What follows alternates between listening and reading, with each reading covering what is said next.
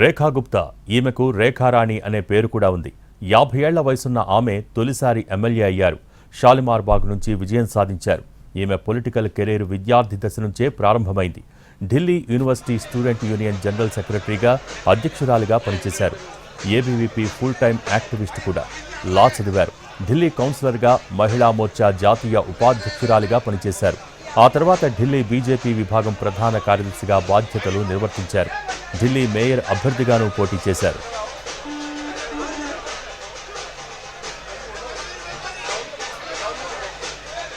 ఢిల్లీ సీఎంగా రేఖా గుప్తాను ఎంపిక చేసింది బీజేపీ. ఎందుకంటే బీజేపీ పాలిత రాష్ట్రాలలో మహిళా ముఖ్యమంత్రులు లేరు. అందుకని ఢిల్లీ సీఎంగా మహిళా ఎమ్మెల్యేను ఎంపిక చేసి ఉండవచ్చు.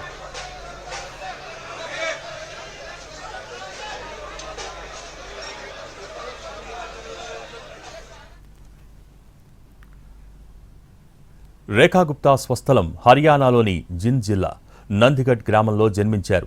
ఈమె తండ్రి Jai Bhagwan State Bank of India general మేనేజర్గా పనిచేశారు. తండ్రి ఉద్యోగరీత్యా రేఖా గుప్తా ఫ్యామిలీ ఢిల్లీకి షిఫ్ట్ అయింది. రేఖా గుప్తా కుటుంబానికి రాజకీయ నేపథ్యం లేదు. ఈమె భర్త ఢిల్లీలోనే స్పేర్ పార్ట్స్ వ్యాపారం చేస్తున్నారు.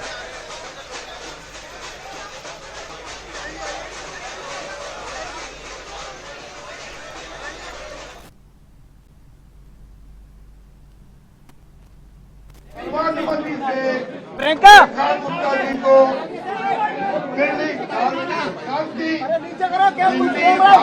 विधायक दल के नेता के रूप में चुना गया। 3 प्रस्तावक थे, वरिष्ठ नेता प्रदेश वर्मा जी, सतीश उपाध्याय जी और वीरेंद्र गुप्ता जी।